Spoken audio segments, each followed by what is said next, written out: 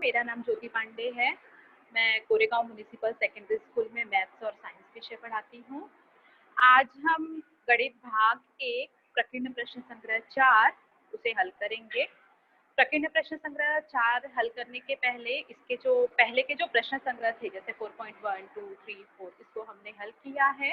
इसके अंतर्गत हमने देखा था कि किस तरह से अनुपात क्या है, समानुपात क्या है, कैसे लिखते हैं, उसका अति संक्षिप्त रूप कैसे निकालते हैं, ज्यामितीय माध्य कैसे निकालते हैं, ये सभी चीजों के बारे में हमने इसके पहले के प्रश्न संग्रह में अध्ययन किया है।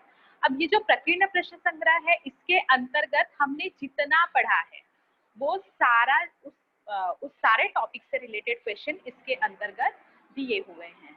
तो एक एक करके हम इस प्रश्न संग्रह को हल करेंगे, इस प्रकीर्ण प्रश्न संग्रह को हल करेंगे, जिसमें जैसे हम पहले भी डिस्कस कर चुके हैं, इसके पहले भी हमने पहला, दूसरा, तीसरा प्रकीर्ण प्रश्न संग्रह हल किया था, जिसमें क्वेश्चन नंबर 1 जो आपको आएगा वो ऑब्जेक्टिव क्वेश्चंस रहते हैं। उसमें आपको ऑप्शन रहते हैं। जैसे क्वेश्चन है उसके अंदर आपको 4 ऑप्शन दिए हैं, उसमें से आपको सही ऑप्शन, सही विकल्प जो है वो चुन के लिखना रहता है। लेकिन बच्चों वो विकल्प जब हम लिखते हैं तो क्या, लेकिन उसके पहले हमें क्या करना रहता है, उस प्रश्न को हल करना पड़ता है। तब जो आपका उत्तर आता है वो हमारे विकल्प में से हम ढूंढ के लिखते हैं। तो अब इसी पे जो प्रश्न पहला, दूसरा, तीसरा, चौथा, इस तरह से इसमें आपको प्रश्न दिए गए हैं प्रकीर्ण प्रश्न संग्रह में। तो एक एक करके हम उन प्रश्नों को हल करेंगे, उन प्रश्नों को देखेंगे। जैसे हम शुरू करते हैं, पहला प्रश्न आपको जो है वो बहुपर्यायी प्रश्न है, विकल्प चुनकर लिखना है, जिसके अंतर्गत पहला प्रश्न दिया है।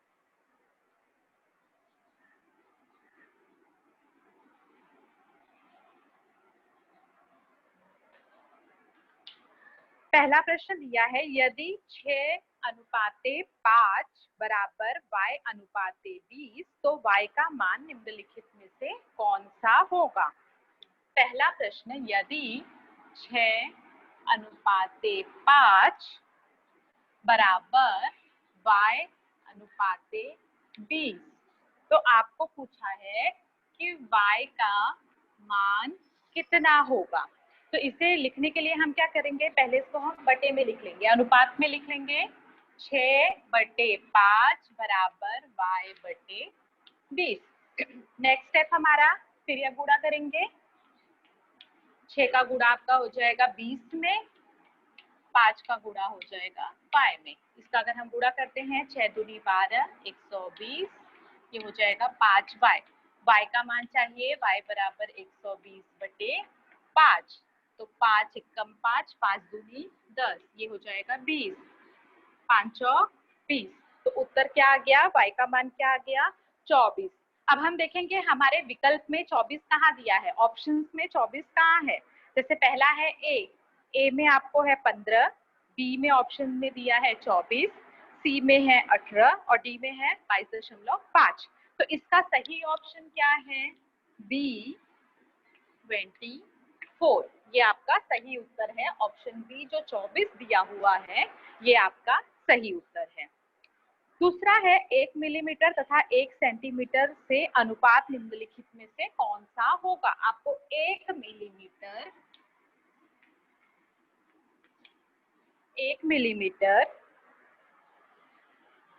और 1 सेंटीमीटर का अनुपात निकालना है। तो बच्चों इसके पहले जब हम इससे रिलेटेड प्रश्न हल कर रहे थे, आपको याद होगा हमने प्रश्न संग्रह 4.1 हल किया था। उसके अंतर्गत हमने देखा था कि यदि ऐसे प्रश्न दिए होते हैं, अगर हमें अनुपात निकालना है तो उसके लिए हमें क्या करना होता है, पहला हमें इकाई समान करनी होती है। यहाँ पे आप देखोगे एक की इकाई मिलीमीटर है, दूसरे की इकाई सेंटीमीटर है। तो हमको क्या करना पड़ेगा, इस सेंटीमीटर को मिलीमीटर में बदलना होगा। हमें मालूम है 1 सेंटीमीटर बराबर 100 मिलीमीटर। तो ये जो आपको प्रश्न दिया है, इस प्रश्न में हम मिलीमीटर को वैसे ही लिखेंगे, 1 सेंटीमीटर की जगह क्या आ जाएगा, 100 मिलीमीटर। तो 1/100 100। तो इसका अनुपात क्या होगा? 1:100। अब हम देखेंगे कौन सा ऑप्शन आपको 1:100 का दिया हुआ है। तो जो विकल्प अ है, ए वाला जो विकल्प है, इसका सही उत्तर है ए वाला विकल्प, जिसका आंसर है 1:100। फिर हम आते हैं तीसरे प्रश्न पे। प्रश्न तीसरा क्या है? जतिन, नितिन तथा मोहसिन की आयु क्रमशः 16, 24, 36 है। तो नितिन की आयु का मोहसिन की आयु से अनुपात बताइए। प्रश्न में आप देखेंगे क्या क्या दिया है। पहले जतिन की आयु, जतिन की आयु कितनी दी गई है? 16। फिर है नितिन की आयु,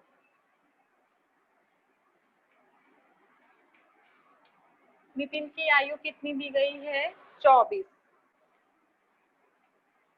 फिर है मोहसिन की आयु, मोहसिन की आयु हमें कितनी दी गई है? 36। अब आपको क्या पूछा है? किसकी आयु का अनुपात हमें निकालना है? हमें नितिन की आयु का मोहसिन की आयु से अनुपात निकालना है। देखो, नितिन की आयु का मोहसिन की आयु से अनुपात निकालना है, तो हमें क्या लेना पड़ेगा? नितिन और मोहसिन की आयु।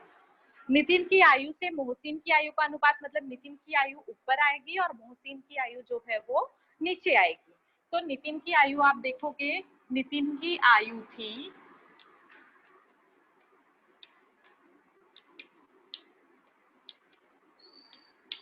24, मोहसिन की आयु थी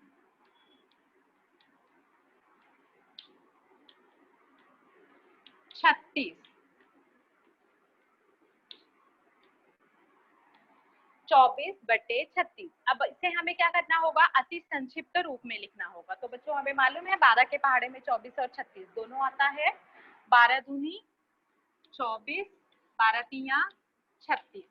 तो नितिन की आयु का मोहसिन की आयु से जो अनुपात है उसका उत्तर आएगा 2/3, मतलब 2:3।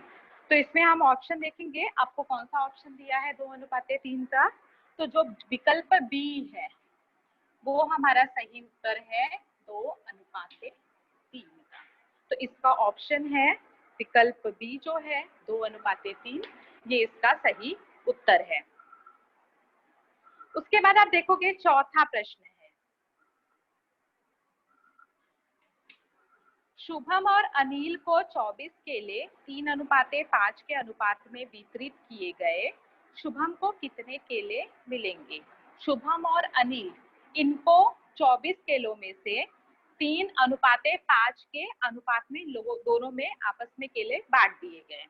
तो आपको पूछा है कि शुभम को कितने केले मिलेंगे।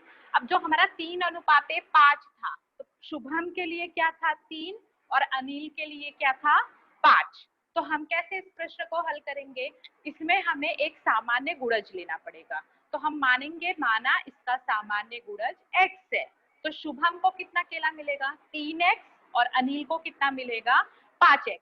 लेकिन कुल केलों की संख्या कितनी है वो भी हमें मालूम है। कुल केलों की संख्या कितनी है? 24। तो हम इसको जोड़ के x का मान निकालेंगे और उसके बाद शुभम और अनिल दोनों को कितने कितने केले मिलते हैं उसका हम मान निकालेंगे। तो हम चौथा प्रश्न हल करते हैं।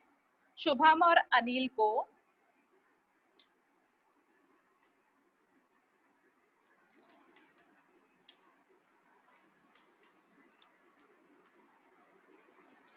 24 केले में से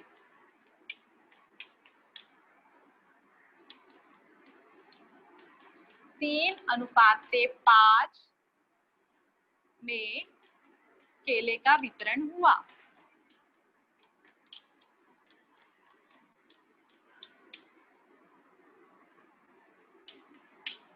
ठीक है, अब हम क्या मानेंगे? माना इसका सामान्य गुणज x है।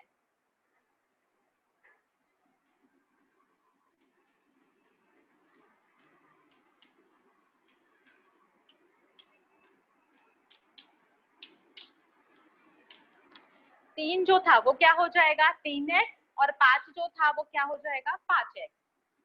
3x + 5x बराबर कुल केलों की संख्या कितनी थी? 24। तो 3x प्लस 5x बराबर 24। दोनों को जोड़ा 5, 6, 7, 8। तो 8x बराबर 24, x बराबर 24/8।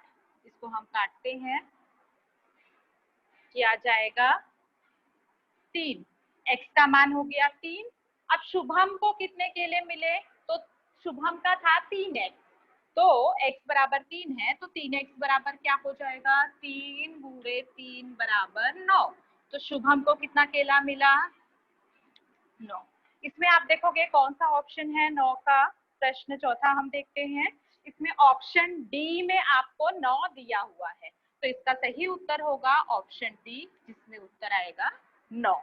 तो ये आप अपने टेक्स्ट बुक में लगा सकते हैं, या अभी आप इसका स्क्रीनशॉट ले लीजिए, क्योंकि बोर्ड में रब करने वाली हूँ और हम आगे का प्रश्न हल करने वाले हैं। तो इसका स्क्रीनशॉट अगर आप लेना चाहते हैं तो ले लीजिए।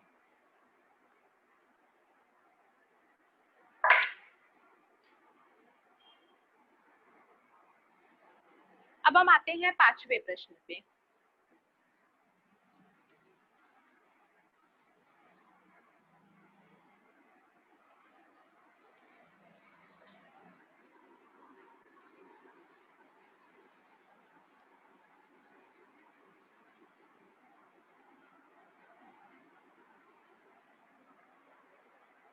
पांचवा प्रश्न है, 4 तथा 25 का ज्यामितीय माध्य निम्नलिखित में से कौन सा होगा? ज्यामितीय माध्य क्या होता है बच्चों?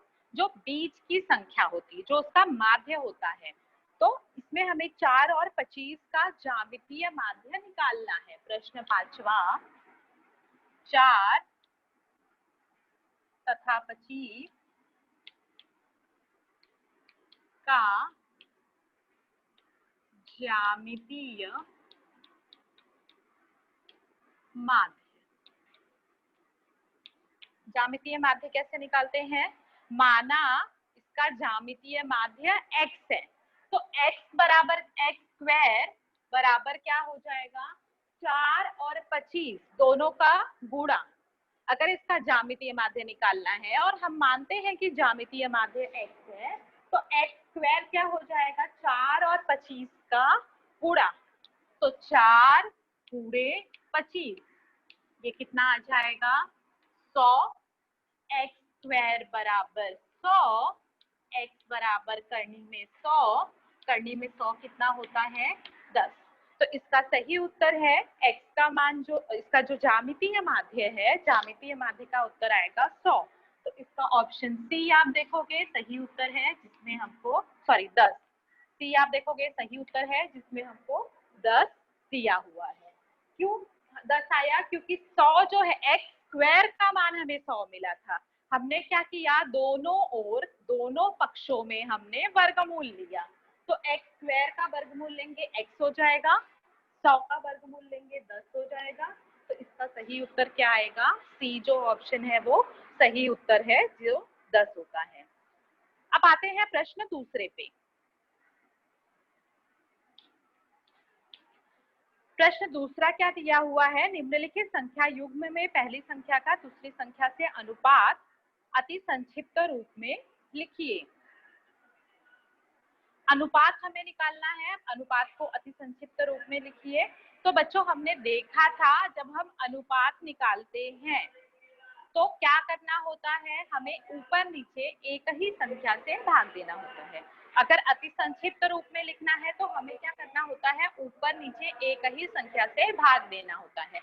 ऐसे प्रश्न को भी हम इसके पहले जो प्रश्न संख्या 4.1 हमने सॉल्व किया था, उसमें हमने इस प्रश्न को भी हल किया है।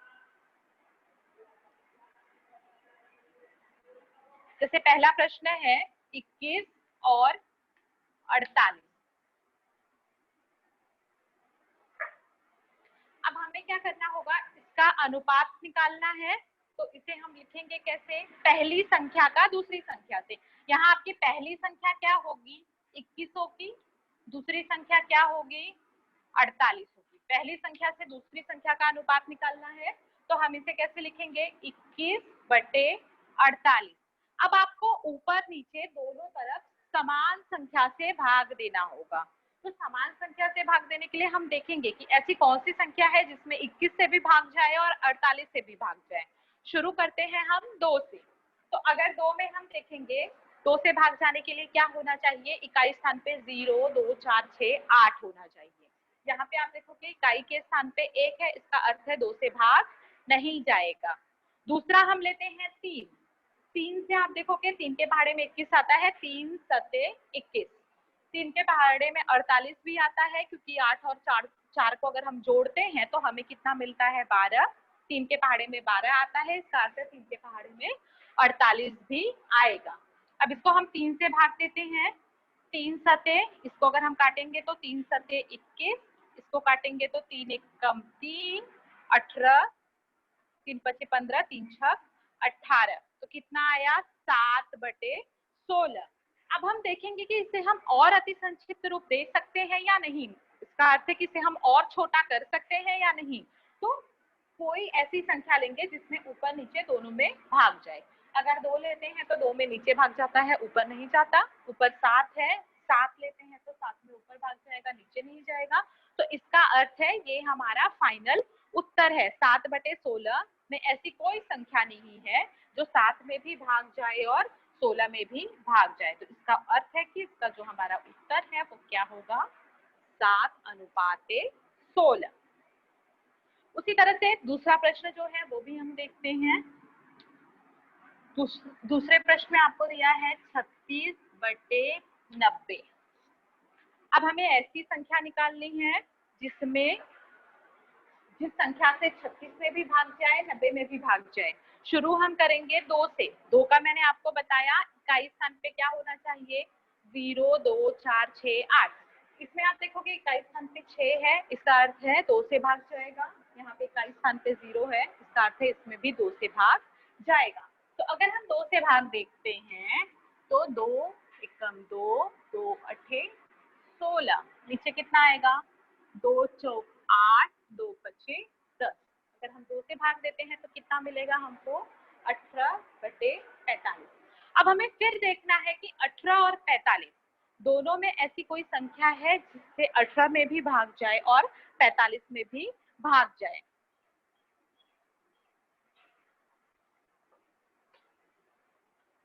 ऐसी कोई संख्या जिसमें 18 में भी भाग जाए और 45 में भी भाग जाए। तो हमें मालूम है 9 के पहाड़े में 9 के 9, 9 दूनी 18, 9 तिक 27, 9 चौक 36, 9 पचे 45। तो 9 के पहाड़े में 18 भी आता है और 45 भी आता है। तो अगर इसे हम फिर 9 से काटते हैं तो 9 दूनी 18 और 9 पचे 45। तो इसका अगर अति संक्षिप्त रूप लिखेंगे हम 36/90। इसका अगर हम अति संक्षिप्त रूप लिखेंगे तो हमें मिलेगा 2/5, या इसे हम कैसे लिख सकते हैं, 2:5। तो ये इसका सही उत्तर है, 2:5।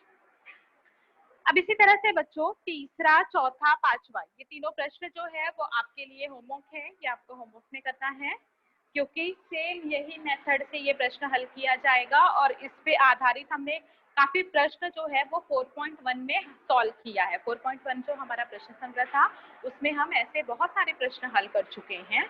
तो इसलिए प्रश्न तीसरा, चौथा, पांचवा जो है वो आपको होमवर्क में है, और अगर आपको डाउट रहेगा तो हम नेक्स्ट लेक्चर में इस पे डिस्कस करेंगे। अब आगे आते हैं प्रश्न तीसरे पे।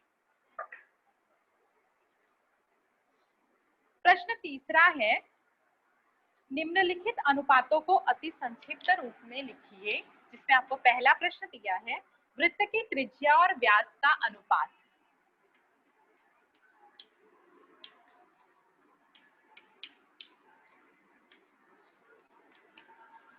वृत्त की त्रिज्या तथा व्यास का अनुपात।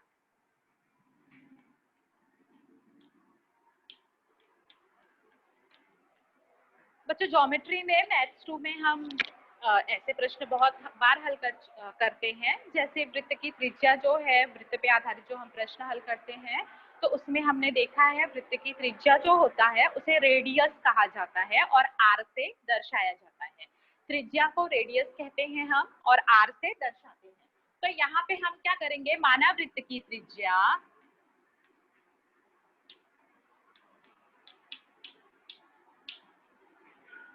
जो है वो आर है, वृत्त की त्रिज्या आर है। वृत्त के व्यास को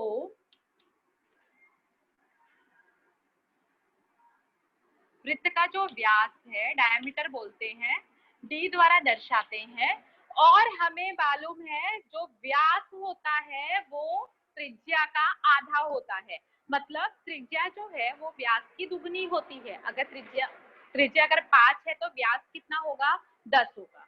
त्रिज्या अगर 2 है तो व्यास जो होता है वो 4 होता है, मतलब व्यास जो है वो त्रिज्या का डबल होता है, दुगुना होता है। त्रिज्या अगर आपकी 4 है तो व्यास जो है वो 8 होगा। तो उसी तरह से त्रिज्या अगर व्यास r है तो व्यास कितना होगा, 2r होगा, क्योंकि व्यास जो है वो त्रिज्या का दुगुना होता है। अगर त्रिज्या r है तो व्यास कितना होगा, 2r होगा। तो वृत्त का व्यास जिसे d द्वारा दर्शाते हैं, और इसको हम क्या लिख सकते हैं, 2r भी लिख सकते हैं। अब आपको क्या बोला है, त्रिज्या और व्यास का अनुपात, तो मतलब त्रिज्या बटे व्यास आपको निकालना है।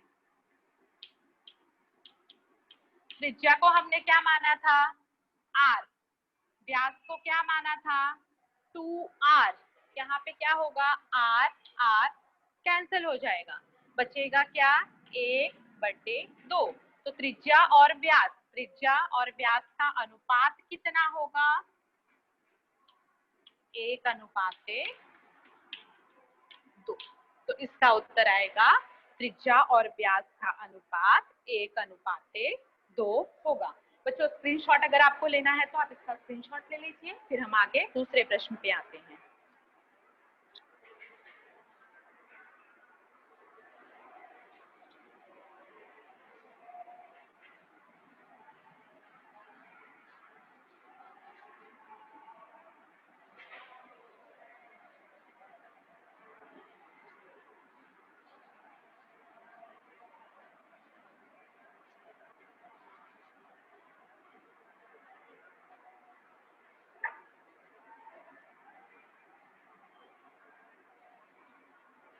प्रश्न दूसरे पे आते हैं।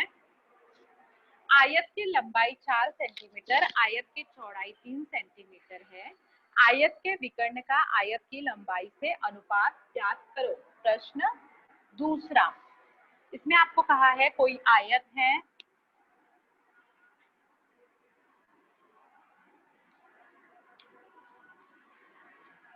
माना हमने उसका नाम ABCD है। आयत की लंबाई 4 सेंटीमीटर और आयत की चौड़ाई 3 सेंटीमीटर है। उसका विकर्ण से अनुपात, अब समझो ये है आपका 3 सेंटीमीटर, ये है 4 सेंटीमीटर। तो आयत के विकर्ण का आयत की लंबाई से अनुपात निकालो। बच्चों इसके लिए हमें, आप देखोगे आकृति में विकर्ण जो है, विकर्ण का मान नहीं दिया हुआ है और हमें विकर्ण का अनुपात लंबाई से निकालना है। तो इसके लिए हमें क्या मालूम होना चाहिए, विकर्ण का मान हमें मालूम होना चाहिए। पहले विकर्ण का मान हम कैसे निकालेंगे, हमें मालूम है किसी भी आयत में सभी कोण समकोण होते हैं। समकोण का अर्थ है 90 अंश होते हैं। तो अगर इस आयत में ये 90 अंश है तो यहाँ पे हम क्या लगा सकते हैं, पाइथागोरस प्रमेय लगा सकते हैं।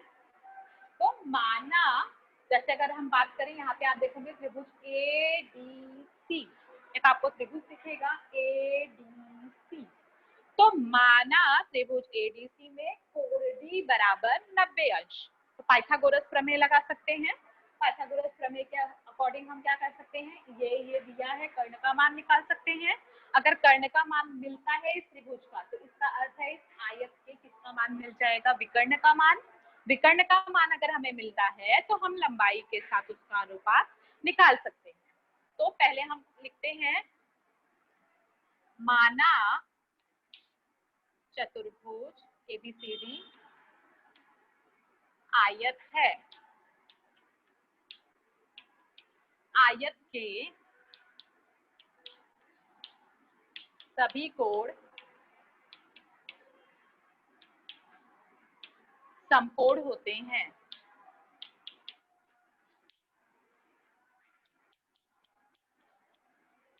तो त्रिभुज ADC में कोण D बराबर 90 अंश। पाइथागोरस प्रमेयानुसार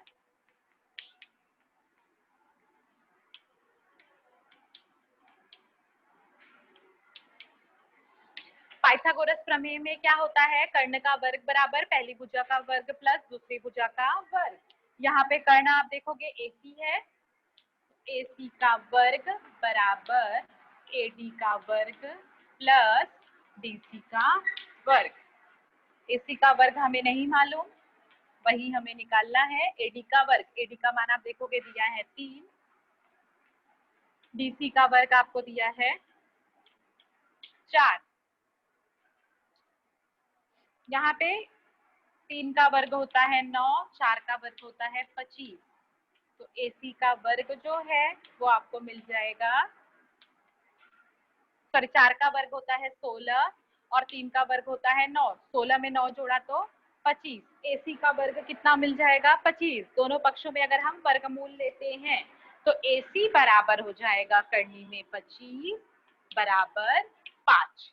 तो ये जो AC है विकर्ण है, इसका मान हमें कितना मिल गया 5 मिल गया। अब आपको किसका अनुपात निकालने को कहा है, आयत की तो आयत के विकर्ण का आयत की लंबाई से अनुपात निकालो। हमको निकालना है आयत के विकर्ण का आयत की लंबाई से अनुपात। लंबाई दिया हुआ है 4 सेंटीमीटर, चौड़ाई दिया है 3 सेंटीमीटर, विकर्ण हमने अभी निकाला, विकर्ण का मान हमने अभी निकाला 5 सेंटीमीटर।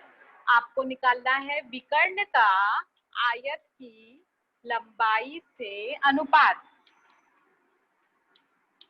विकर्ण का मान हमने निकाला है 5 सेंटीमीटर, आयत की लंबाई दिया हुआ है 4 सेंटीमीटर। तो विकर्ण और लंबाई का अनुपात कितना हो जाएगा 5:4। इसका जो उत्तर है, इसका उत्तर आएगा 5:4। कैसे हमने किया एक बार रिवाइज करते हैं।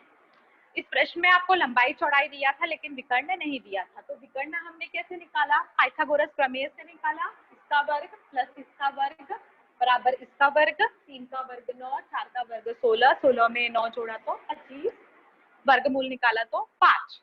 विकर्ण का मान आ गया 5। क्या निकालना था हमको, विकर्ण और लंबाई का अनुपात।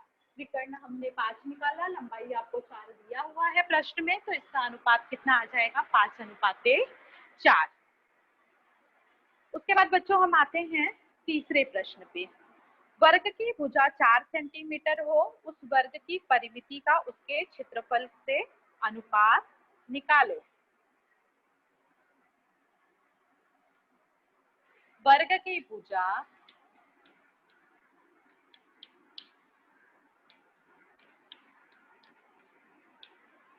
4 सेंटीमीटर है, वर्ग की परिमिति उसके क्षेत्रफल से अनुपात। वर्ग की परिमिति क्या होती है, वर्ग की परिमिति का सूत्र होता है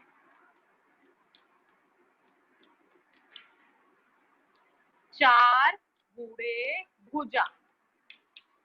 भुजा का मान हमको 4 दिया है, तो 4 गुणे 4 बराबर 16।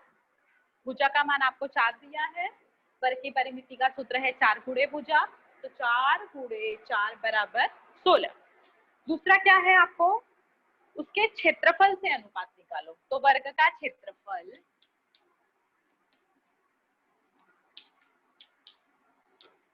बराबर होता है भुजा गुणे भुजा या भुजा का वर्ग। भुजा का मान कितना दिया है 4, 4 का वर्ग कितना आ जाएगा 16। अब हम लिखेंगे अनुपात हमें निकालना है वर्ग की परिमिति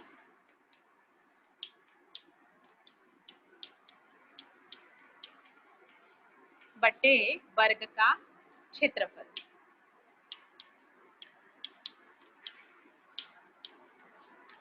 परिमिति आएगी, परिमिति हमने निकाला है 16, क्षेत्रफल भी हमको मिला है 16, 16 16 कट गया, क्या आएगा 1/1। तो मतलब इसका अनुपात कितना आएगा 1:1। तो वर्ग की परिमिति और वर्ग का क्षेत्रफल, अगर उस वर्ग की भुजा 4 दी गई है तो वर्ग की परिमिति और वर्ग के क्षेत्रफल का अनुपात आता है 1:1।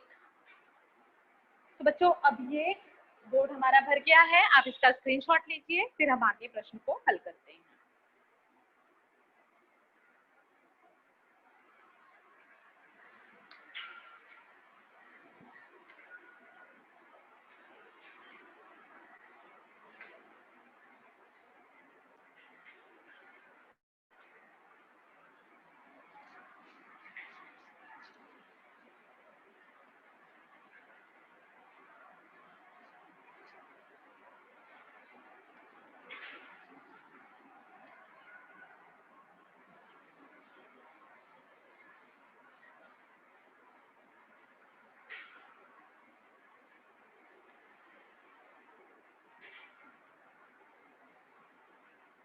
आगे जो प्रश्न दिया है आपको सतत समानुपात पे आधारित आपको प्रश्न आगे दिए हुए हैं।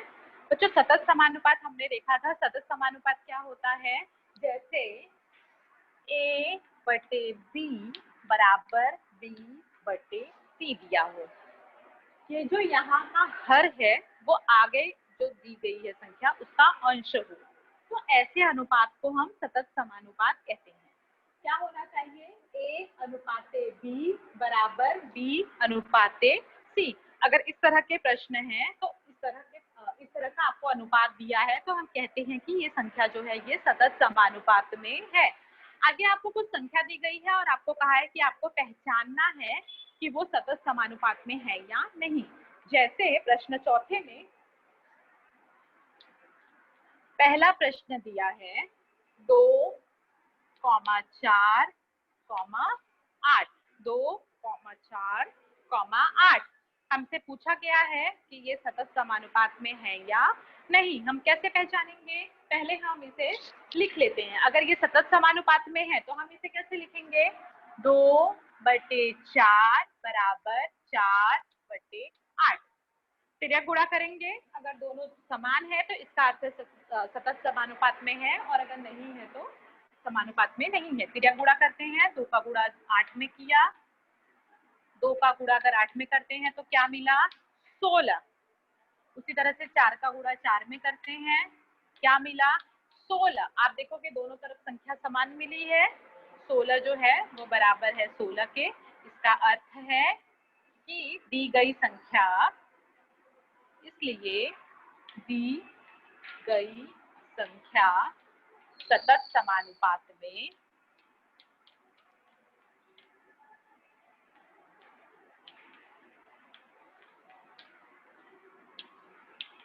है। क्या कैसे किया हमने, 2, 4, 8 लिखा था, सतत समानुपात में होने के लिए मैंने आपको बताया था ये जो बीच की संख्या है ये इसके एक के हर में होनी चाहिए, दूसरे के अंश में। तो 2/4 बराबर 4/8। तिर्यक गुणा किया, 2 का गुणा अगर 8 में करते हैं 2/16, 4 का गुणा 4 में करते हैं 4×4 16। दोनों तरफ उत्तर जो है सेम आया है, 16 आया है। इसका अर्थ है कि ये संख्या सतत समानुपात में है। नेक्स्ट क्वेश्चन है दूसरा, 1, 2, 3, 1, 2, 3। इसे भी सतत समानुपात में अगर हमें बताना है तो सेम होगा, 1/2 बराबर 2/3। जैसे यहाँ पे हमने लिखा था सेम वही किया, वहां पे भी बीच वाली संख्या जो है इसके हर में इसके अंश में 1/2 बराबर 2/3। तिर्यक गुणा करेंगे, अगर 1 का गुणा 3 में करते हैं तो 3 × 1 = 3, 2 का गुणा 2 में करते हैं, इसका गुणा इसके साथ, इसका गुणा इसके साथ, 2 का गुणा 2 में करेंगे, 2 दूनी 4। अब बच्चों यहाँ पे आप देखोगे 3 और 4 दोनों अलग अलग संख्या आई है, दोनों संख्या समान नहीं है, तो लिखेंगे 3 और 4 समान नहीं है। इसका अर्थ है दी गई संख्या, इसलिए दी गई संख्या समानुपात में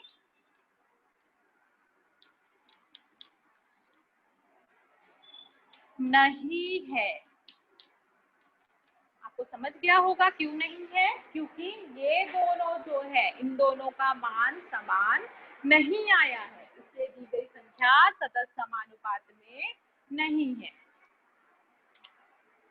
इसी तरह से आते हैं हम तीसरा प्रश्न जो है वो भी सेम है। 9, 12, 16 कैसे लिखेंगे हम? जैसे ऊपर हमने किया है 9/12 बराबर 12/16। तिर्यक गुणा करेंगे, 9 का गुणा 16 में होगा, 12 का गुणा 12 में होगा।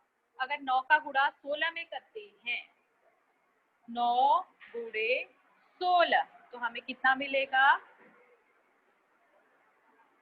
9 के 9, 9 दूनी 18, 9 तीन 27, 9 चौक 36, 9 पचे 45, 9 छह 54, 5, 9 एकम 9, 5 जोड़ा तो 144। 16 का गुणा अगर 9 में करते हैं तो हमको कितना मिलता है? 144। उसी तरह से 12 का गुणा 12 में करते हैं तो इसमें भी हमको कितना मिलेगा? 144। आप देखोगे 144, 144 दोनों बराबर है, तो इसका अर्थ है नीचे लिखोगे, इसलिए दी गई संख्या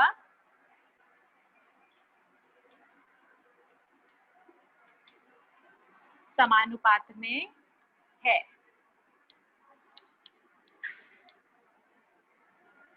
इसलिए दी गई संख्या समानुपात में है, क्योंकि अगर हमने गुणा किया तो हमें मान समान मिला, इसलिए दी गई संख्या जो है, आपको संख्या दी गई है, वो संख्या समानुपात में है। बच्चों अगर इसका स्क्रीनशॉट लेना चाहते हैं आप, तो इसका भी स्क्रीनशॉट ले लीजिए।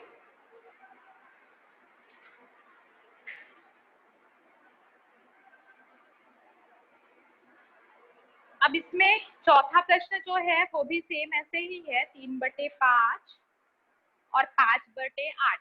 इस तरह से आपको लिखना होगा, 3/5 और 5/8 इस तरह से आपको लिखना होगा और आपको बताना होगा समानुपात में है या नहीं। चौथा जो प्रश्न है, चौथा प्रश्न आपको होमवर्क के लिए दिया जा रहा है, आपको वो प्रश्न होमवर्क में करना है। अब ये जो टॉपिक है, हमारे लेक्चर का टाइम भी हो रहा है, थोड़ा सा समय बाकी है जिसमें हम डिस्कस कर लेते हैं। अगर आपको कोई डाउट है, शंका है, तो आप प्रश्न पूछ सकते हैं। किसी को कोई डाउट है? पूछिए, किसी को प्रश्न पूछना है? यहाँ पे अरुण कनौजिया बच्चे ने हाथ उठाया है। मैम चौथा शुभम और अनिल को 24 केले, ये अलग प्रश्न बताइए ना वापस। अच्छा, शुभम और अनिल का ना? हाँ। बच्चों ये प्रश्न ना हम दो मेथड से कर सकते हैं। एक तो हम कैसे कर सकते हैं, माना अनुपात x है ना,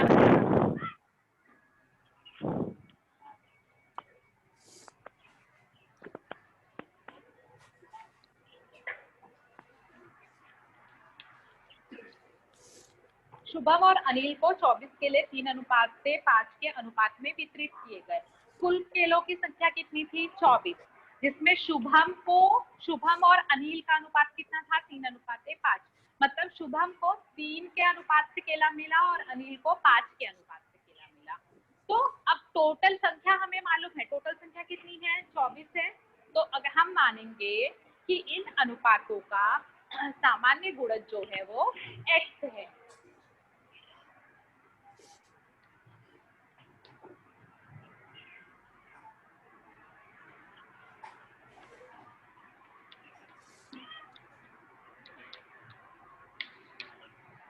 सामान्य गुणज x है, तो क्या होगा? 3x + 5x बराबर 24। क्यों 24 लिखा हमने? 3x और 5x को दोनों को जोड़े तो 24 आएगा, क्योंकि कुल केलों की संख्या जो थी वो 24 थी। अब 3x में 5x को जोड़ा तो 3 5 8x, 8x बराबर 24, x बराबर 24/8, 8 एकम 8, 8 दूनी 16, 8 त्रिक 24। x का मान कितना आ गया? 3 आ गया। अब ये जो 3 अनुपात था, ये अनुपात था शुभम का और ये अनुपात था अनिल का। तो शुभम को प्राप्त केलों की संख्या या प्राप्त केले कितने थे? 3x थे, तो 3 गुणे x का मान कितना मिला? 3, तो 3 का गुणा 3 में किया तो 9। तो शुभम को कितना केला मिला था? 9 केला। इसमें आप 9 का ऑप्शन देखोगे, डी ऑप्शन में आपको 9 दिया हुआ था।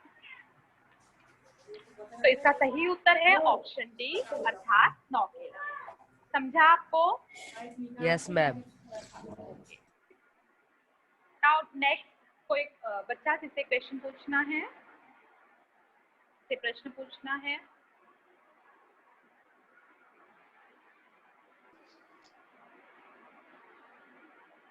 और कोई प्रश्न पूछना चाहता है? जैसे अब यहाँ यस पे टीचर। सुमित यादव। 6 का फर्स्ट सवाल।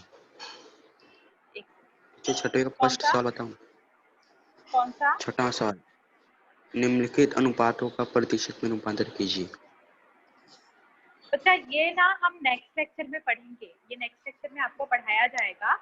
अभी तक हमने खाली प्रश्न चौथा तक हल किया है, तो प्रश्न चौथा तक जो अभी आज हमने पढ़ा है उसमें अगर आपको कोई डाउट है तो आप पूछिए, क्योंकि प्रश्न पांचवा छठा ये दोनों प्रश्न हम आगे हल करेंगे, अभी के हमारा हल करना बाकी है। तो अगर आपको चौथे प्रश्न तक कोई शंका है, कोई डाउट है तो आप प्रश्न पूछिए। छठे प्रश्न का आप बिल्कुल चिंता मत कीजिए, छठा प्रश्न आपको अगले जो पीरियड रहेगा उसमें आपको कराया जाएगा। मैम दूसरे का दूसरा बताइए फिर से। दूसरे का दूसरा, दूसरा पहली संख्या तथा दूसरी संख्या का अनुपात वाला ये प्रश्न पूछ रहे हैं आप? हाँ।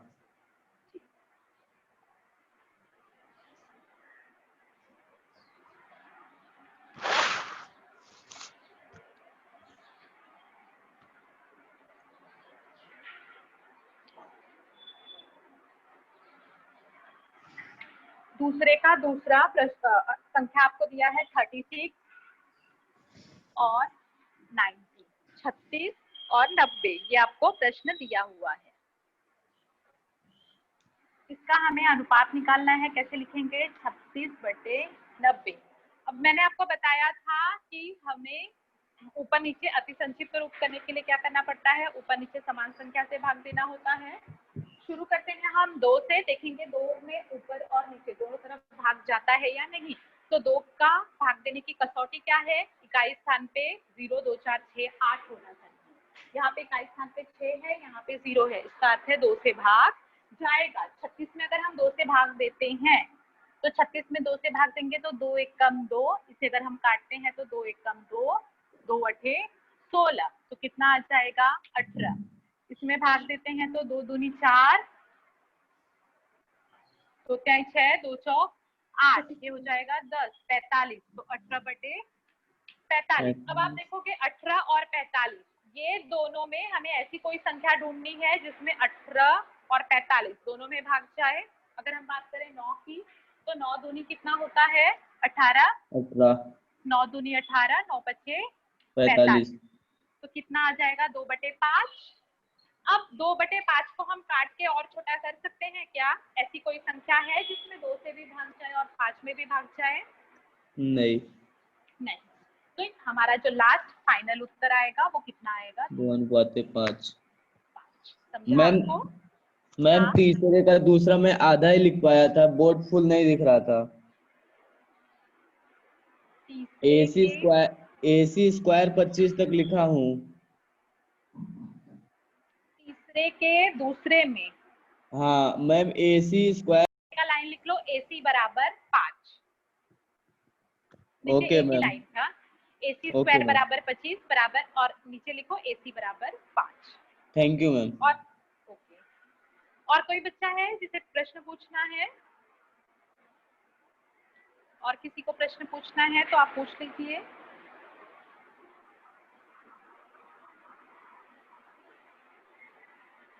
यहाँ पे मेरे स्क्रीन पे हैंड रेज दिख रहा है। प्रिया। हेलो। हाँ बोलिए। हेलो हाँ बोलिए। टीचर, मुझे वो चौथे का ये पूछना था कि आपने जो बोला था ज्यामिति और माध्य का अनुपात निकालना है, तो उसमें आपने x का स्क्वायर क्यों लिखा था? हाँ, ज्यामितीय माध्य जब हम निकालते हैं ना बेटा, तो ये हमारा सूत्र है। ऐसा प्रश्न आपने आगे हल किया होगा, आगे के प्रश्न संग्रह में ऐसा प्रश्न दिया हुआ था। तो ये हमारा सूत्र होता है, जब हम ज्यामितीय माध्य निकालते हैं तो ज्यामितीय माध्य में एक्स स्क्वायर बराबर जो संख्या आपको दी गई है उस दोनों संख्या का गुणा करना रहता है। तो ये सूत्र है जिसपे इसके पहले के प्रश्न संग्रह में ये आपको डिटेल में दिया हुआ है।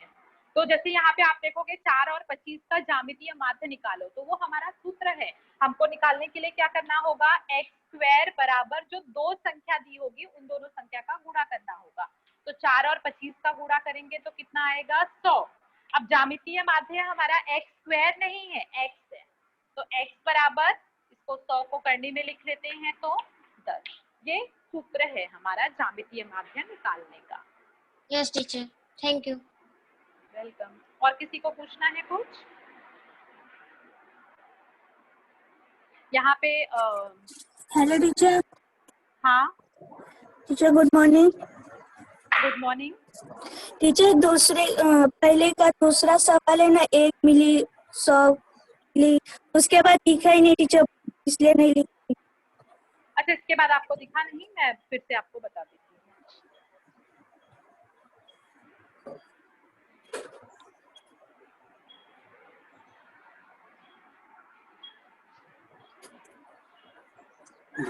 आप प्रश्न पहले के दूसरे की बात कर रहे हैं? Yes teacher. अनुपात हमको किसका निकालना था, 1 मिलीमीटर 1 सेंटीमीटर।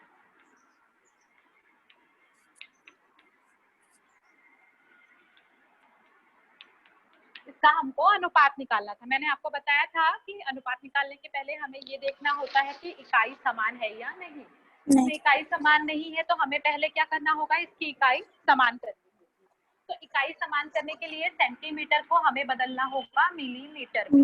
1 सेंटीमीटर बराबर होता है 100 मिलीमीटर।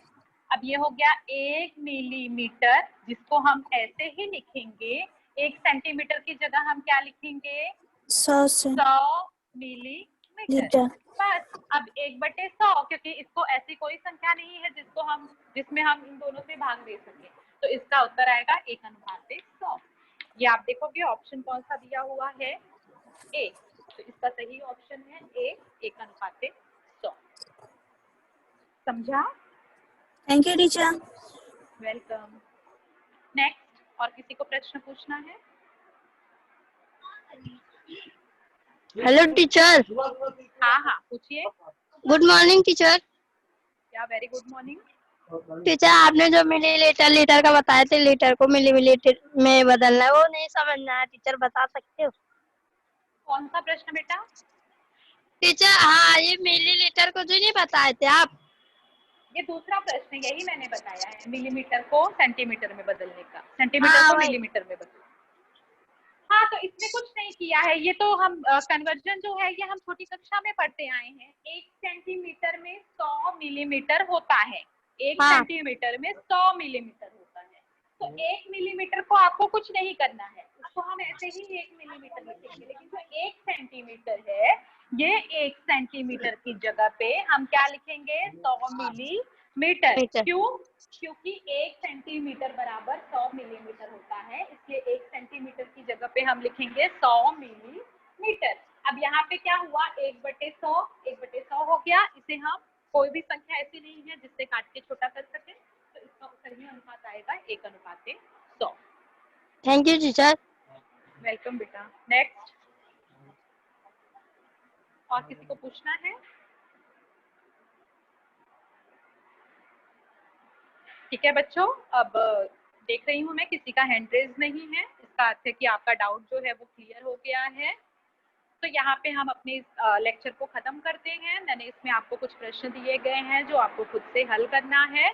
तो इन प्रश्नों को आप हल कीजिए, जो कराया गया है उसको भी आप सॉल्व कीजिए। अगर आपको डाउट है, अभी भी कोई शंका है, तो हम नेक्स्ट लेक्चर में इस पे चर्चा करेंगे, डिस्कशन करेंगे। और आगे का प्रश्न, जैसे मैंने आपको चौथा प्रश्न कराया है, तो कल जो है वो आगे आपको 5वें प्रश्न से कंटिन्यू किया जाएगा।